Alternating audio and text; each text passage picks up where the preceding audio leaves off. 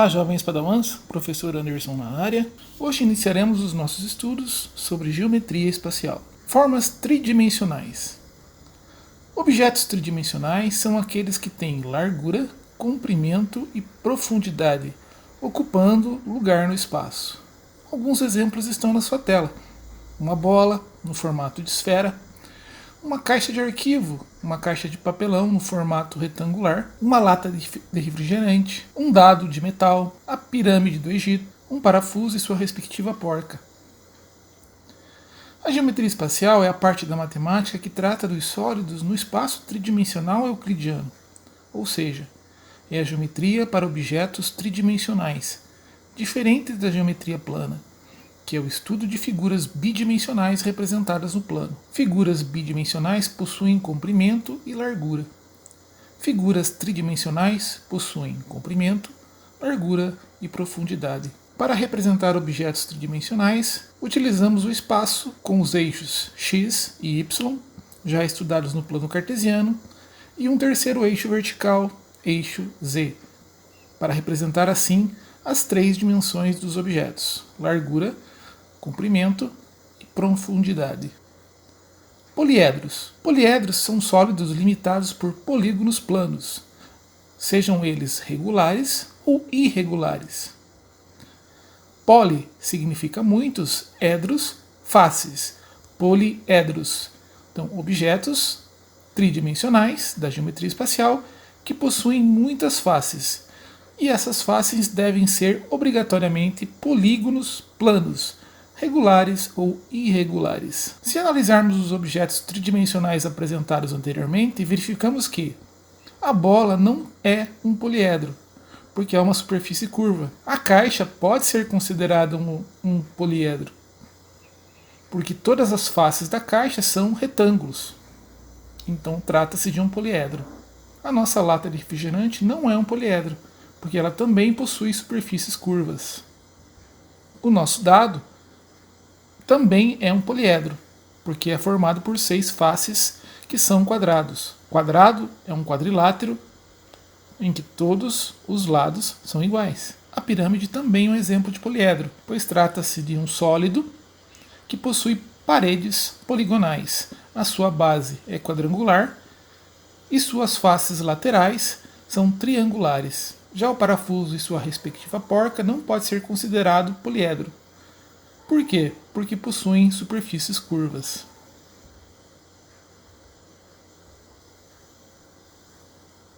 Enfatizando que poliedros são sólidos limitados por polígonos planos, que são as faces do nosso poliedro, esses obedecem ainda a duas condições. 2 desses polígonos não estão no mesmo plano.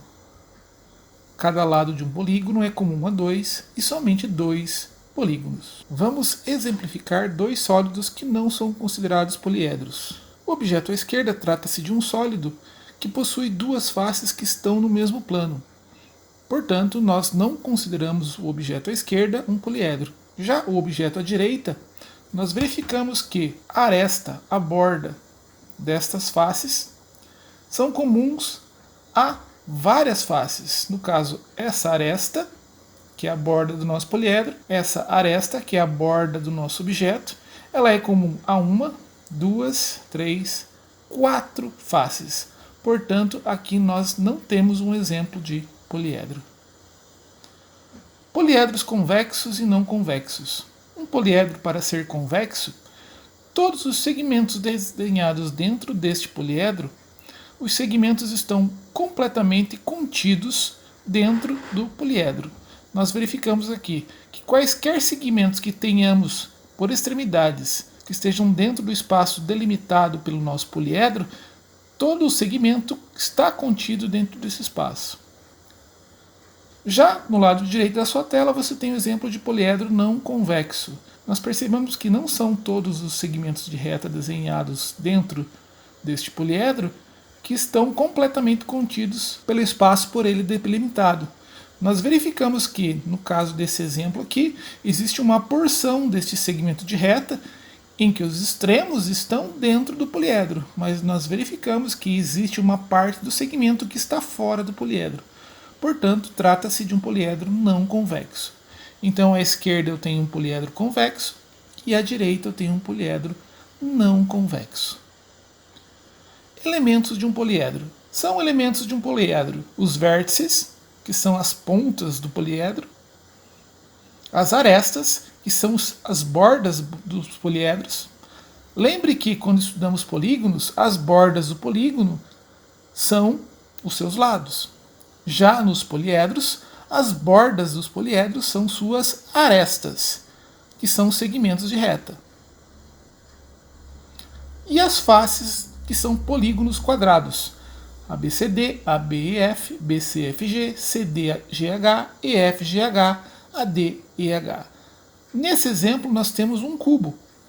Um cubo tem 6 faces. Todas essas faces são quadrados, portanto, temos aqui um poliedro regular, que vamos estudar à frente a sua definição. E este cubo possui 8 vértices, 4 na face superior e 4 na face inferior. Um exemplo muito interessante de cubo é o cubo mágico ou cubo de Rubik, que é uma combinação de vários cubos pintados de cores diferentes. Para resolver esse cubo mágico, isto é, para que nós tornamos todas as faces completamente determinadas por apenas uma cor, nós temos aí 43 quintilhões de combinações, ou seja, 43 seguido de 18 zeros, ou também 43 que multiplica 10 elevado a 18. Diagonal de um poliedro. Diagonal de poliedro é um segmento de reta que une dois vértices não pertencentes à mesma face do poliedro. Perceba que o segmento em vermelho, aqui representado no nosso desenho, nós temos uma diagonal, representada pela letra D maiúscula. Essa diagonal pode ser designada como diagonal interna do poliedro. E na letra D minúscula, em azul, nós temos a diagonal de face do poliedro. A é a aresta do poliedro. D é a diagonal do poliedro, ou diagonal interna. E D é a diagonal da face, ou diagonal do polígono que compõe o poliedro. Ou também D minúsculo é a chamada diagonal de parede. As faces de um poliedro também podem ser chamadas de paredes do poliedro. Nomenclatura de poliedros. Nomenclatura de poliedros trata-se de como designamos estes poliedros. Poliedros são designados de acordo com a quantidade de faces deste poliedro. Um tetraedro possui 4 faces. Um pentaedro possui 5 faces. Um hexaedro possui 6 faces. Um heptaedro possui 7 faces. Um octaedro, 8 faces. Um enaedro, 9 faces. Um decaedro, 10 faces. Um decaedro, 11 faces. Dodecaedro, 12 faces. Icosaedro, 20 faces. Perceba que os prefixos que correspondem à quantidade de faces são os mesmos prefixos utilizados na nomenclatura de polígonos. Poliedros regulares. Poliedros regulares são poliedros compostos por polígonos regulares em suas faces. Todos esses polígonos são congruentes entre si, e o número de arestas que concorrem em cada vértice é o mesmo. O que é aresta concorrer em um vértice? São a quantidade de arestas que chegam em um determinado vértice. Então, quando isso acontece, quando um poliedro é composto por polígonos regulares e congruentes entre si, isto é, todos os polígonos regulares são do mesmo tamanho, e o número de arestas que chegam em um vértice é o mesmo, dizemos que o poliedro é regular. Na figura dada como exemplo, nós temos uma pirâmide de base triangular, que satisfaz as condições para ser um poliedro regular. Isto é, ela é composta em suas faces por polígonos regulares e congruentes entre si. No caso da nossa pirâmide de base triangular, todas as suas faces, seja a inferior e as laterais, são triângulos, e esses triângulos são congruentes. Percebemos também que o número de arestas que chegam em cada vértice é o mesmo. No vértice superior temos 3 arestas chegando, e nos vértices inferiores também 3 arestas chegando em cada vértice. Satisfeita essas condições, nós podemos chamar essa pirâmide de base triangular de tetraedro regular. Ela possui 4 faces. Aqui nós exemplificamos a planificação, isto é como se cortássemos essa pirâmide em uma de suas arestas e estendêssemos as paredes dessa pirâmide em um plano. Tanto essa representação de planificação como esta, nós chegamos no mesmo resultado que a nossa pirâmide de base triangular ou tetraedro regular. Utilizando um material desenvolvido no site geogebra.org, podemos verificar a planificação de um cubo. Perceba que nós temos aqui, desenhado no aplicativo GeoGebra, um cubo. Este cubo possui dimensões em x, y e uma dimensão em z, largura, comprimento e altura. Essas 3 medidas fazem com que o nosso cubo seja tridimensional. Nós podemos planificar o cubo, isto é, colocar todas as suas paredes apenas no plano, da seguinte maneira.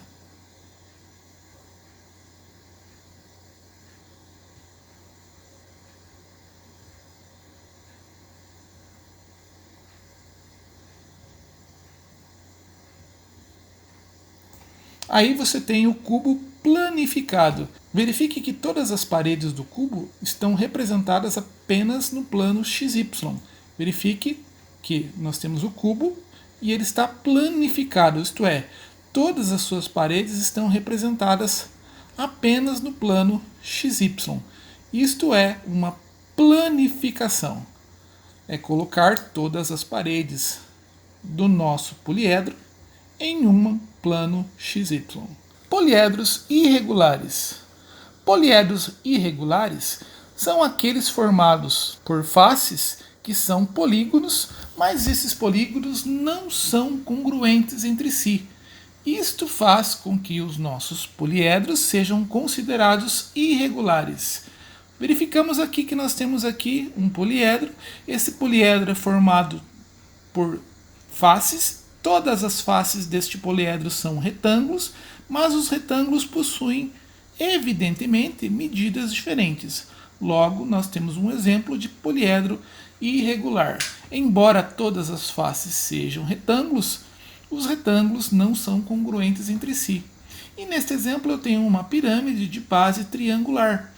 Aqui é mais fácil evidenciar ainda o fato de ser um poliedro irregular, porque na base da pirâmide eu tenho um quadrado e suas faces laterais são triângulos, o que também faz com que essa pirâmide de base quadrangular não seja um poliedro regular, e sim irregular. Perceba que na pirâmide o número de arestas que chega em cada vértice também é diferente. Nos vértices inferiores chegam 3 arestas em cada vértice, e no vértice superior chegam 1, 2, 3, 4 arestas. Faces poligonais são diferentes. Poliedros de Platão, ou também chamados sólidos de Platão, são os únicos poliedros que são regulares, e são apenas 5 poliedros que são regulares, isto é, que possuem faces formadas por polígonos todos regulares, isto é, congruentes entre si, e de mesma quantidade de lados, e também cujas arestas que concorrem em cada vértice serem do mesmo número. São esses os poliedros de Platão: tetraedro regular, poliedro de 4 faces, todas elas triangulares; hexaedro regular, ou cubo, formado por 6 faces quadradas regulares; octaedro regular, formado por 8 faces triangulares congruentes entre si; dodecaedro regular, formado por 12 dodeca, do de 2, deca 10, 12 faces pentagonais. E por último, nosso icosaedro regular, formado por 20 faces regulares, 20 faces triangulares. É muito comum nos jogos de RPG utilizarmos dados que têm a forma de sólidos de Platão. Aqui nós temos uma tabela que condensa todas as informações essenciais a respeito dos sólidos de Platão. O nome de cada sólido, o polígono de face, isto é, o polígono que forma a face do nosso poliedro de Platão, a quantidade de faces do nosso sólido de Platão, o número de arestas e o número de vértices. Aqui nós temos a planificação de cada um dos nossos poliedros de Platão, do tetraedro, do cubo, do nosso octaedro, do nosso dodecaedro regular e do nosso icosaedro. Se você fizer esse desenho ou imprimi-lo em uma folha A4, você poderá montar todas essas figuras através dessas planificações. Relação de Euler. Leonhard Euler foi um matemático suíço que viveu no século XVIII. A relação de Euler é a fórmula V mais F é igual a A mais 2. V é o número de vértices do poliedro, F o número de faces, A o número de arestas e 2 é uma quantidade fixa. Então, se nós pegarmos aqui, por exemplo, o nosso dodecaedro, que é um sólido de Platão, nós verificamos que este possui 12 faces, 30 arestas e 20 vértices. Se jogarmos estes números na relação de Euler, verificamos que número de vértices mais número de faces é igual ao número de arestas mais 2. Então vemos que 12 faces mais 20 vértices, então a primeira parte aqui da nossa equação, 20 mais 12, 20 vértices mais 12 faces. Como o número de arestas é 30, 30 mais 2. 20 mais 12 é 32. 30 mais 2 é 32. Então verificamos que a relação de Euler funciona para os sólidos de Platão, mas apenas para os sólidos de Platão? Não, para todo poliedro convexo. Aqui nós temos uma pirâmide de base quadrangular com 5 vértices, o vértice superior mais 4 vértices da nossa base da pirâmide, 5 faces, a base é uma face e as 4 faces laterais, totalizando 5. O número de arestas é 8, 1, 2, 3, 4 arestas laterais das faces laterais e mais 4 arestas da nossa base da pirâmide, totalizando 8 arestas. Vamos verificar se a relação de Euler se comprova. V mais F igual a mais 2. V de vértices, 5. F de faces, 5 também. 5 mais 5, 10. Número de arestas, 8. 8 mais 2, 10. Verificando assim a igualdade, então a nossa relação de Euler também funciona para poliedros irregulares. Temos aí uma pirâmide de base quadrada ou quadrangular. Então trata-se da relação de Euler comprovada também para o seu uso em poliedros irregulares. A nossa relação de Euler vale para qualquer poliedro convexo. Durante muito tempo acreditou-se que essa relação servia para qualquer poliedro, mas foi comprovado que existem certos tipos de poliedro não convexos, quer dizer, não são todos os tipos de poliedros não convexos que não atendem à relação de Euler, mas apenas alguns tipos. Então, mas nós podemos afirmar com certeza que essa relação de Euler vale para qualquer poliedro, desde que este seja convexo. Temos aqui para você lembrar o exemplo de um poliedro não convexo. Ele tem 12 vértices, 8 faces, 18 arestas. Vamos verificar se esta relação serve para este poliedro não convexo. V mais F igual a mais 2. 12 mais 8 igual a 18 mais 2. Ambos os lados da equação são iguais a 20. Mas, lembrem, existem poliedros não convexos que não atendem à relação de Euler. That's all, folks. May the math force be with you guys. Por hoje é só, meus queridos padawans. Que a força da matemática esteja com vocês. Um grande abraço.